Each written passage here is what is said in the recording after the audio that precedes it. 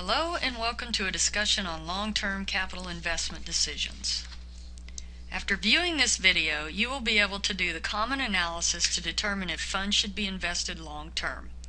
You will consider the present value of cash flows when making a decision to invest and be able to define common terminology related to long-term decisions.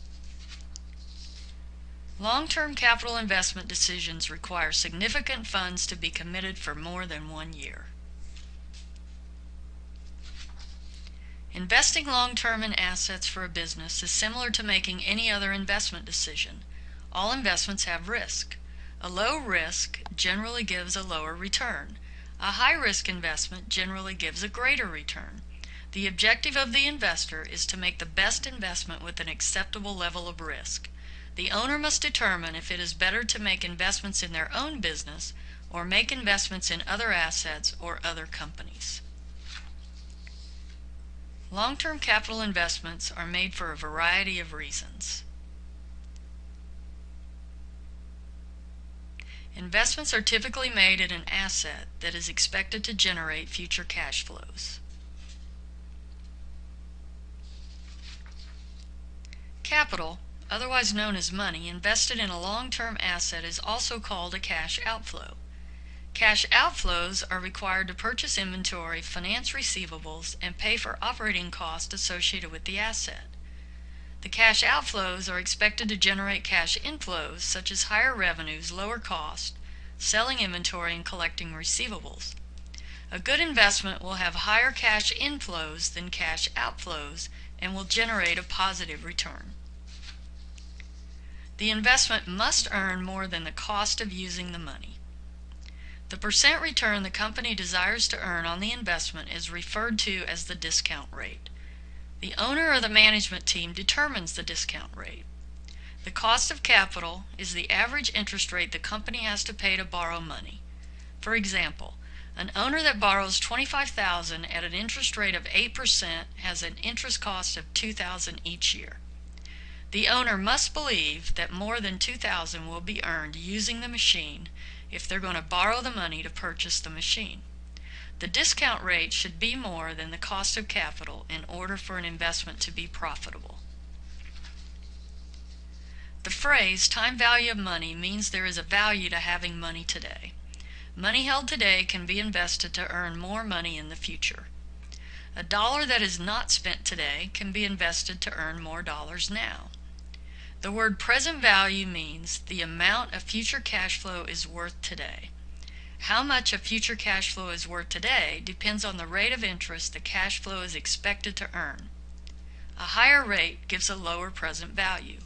A lower rate gives a higher present value. Present value tables, or business calculator, is used to determine the present value of future cash flows. There are two present value tables. The present value of a dollar is used when the cash flow is expected to occur only one time in the future. The present value of an annuity is used when the same amount of cash flows occurs over and over in the future. The amount of the future cash flow multiplied by the present value factor on the table gives the present value of the expected cash flow. The present value factor is determined by when the cash flow occurs and the expected interest rate. The present value of $1 table looks like this. Let's assume a cash flow will be received in 5 years and the return is expected to be 10%. The number of periods down the side relates to when the cash flow will occur. A cash flow that will be received in 5 years will use the row number of periods 5. Go across on 5 row until you get to the 10% column. The intersection of the 5 row and the 10% column is 0.621. Therefore, the present value factor is 0.621. This will be used to determine the present value of the future cash flow. The present value of an annuity table works the same way as the present value of a dollar table. You go across the row for the number of times the cash flow is expected to be received until you get to the column of the rate of the return. A cash flow that will be received for 5 years with a discount rate of 10% will have a present value factor of 3.791. The present value factor multiplied by the cash flow will give the present value of the future cash flows. These present value factors are derived from a mathematical calculation that you will not have to do. You will have to use the factors on the table to compute the present value of future cash flows. Remember, present value means the value of the cash flow today if the cash flow could earn that given rate of return. Let's look at an example of the present value of an amount received one time. Present value answers the question, what is receiving $3,000 at the end of 3 years worth today?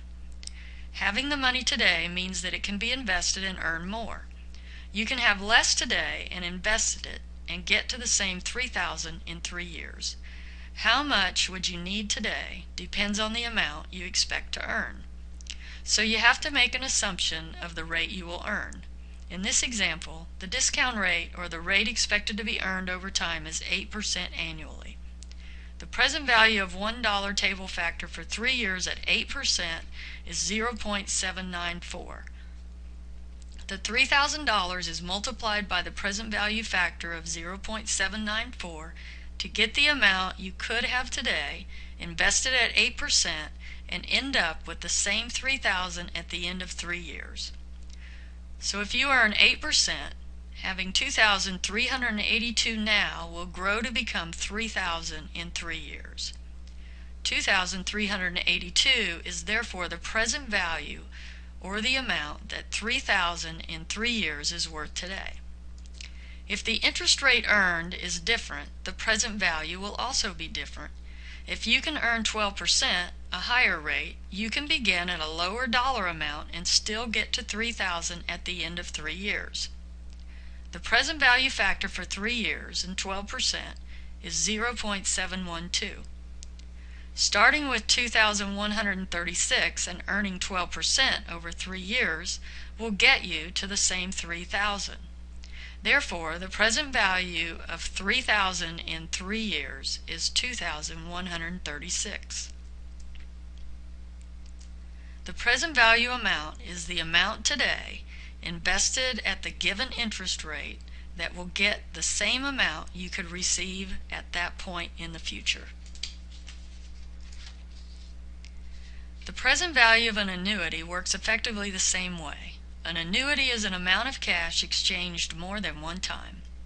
This example is an annuity because $2,000 will be received at the end of each year for 3 years, the same amount 3 times. As in the previous example, you will have to make an assumption about the interest rate that you will earn. This example assumes 8% can be earned each year. The present value factor on the table for 3 years at 8% is 2.577. The present value of 5,154 is the amount that could be received and invested today at 8% to get to the same amount that receiving $2,000 each year and investing it at 8% will grow to be.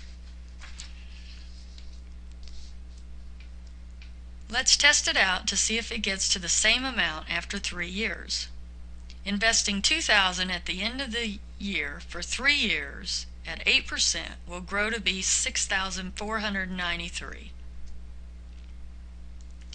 Investing $5,154 all at the beginning of the year at 8% for 3 years will grow to be the same $6,493. Effectively, there is no difference after 3 years of receiving $2,000 every year for 3 years or receiving $5,154 now.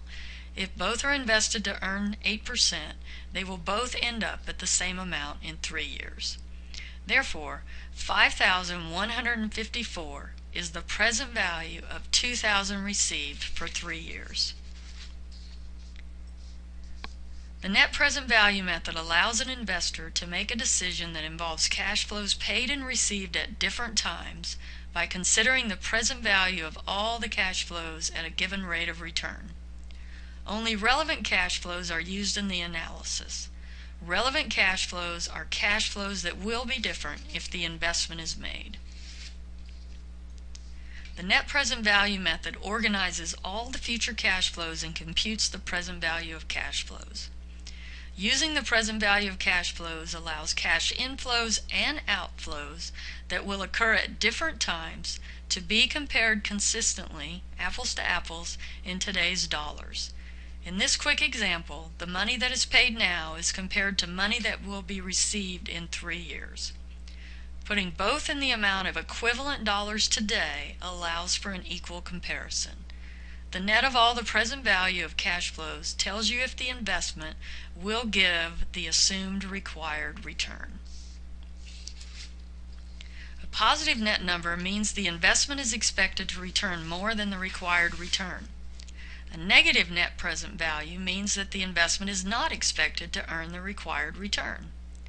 A net present value of exactly 0 means the investment gives a return that is equal to the required rate of return. The net present value method does not give the exact percent the investment will earn. It only tells you if the investment is expected to earn more or less than the required rate of return.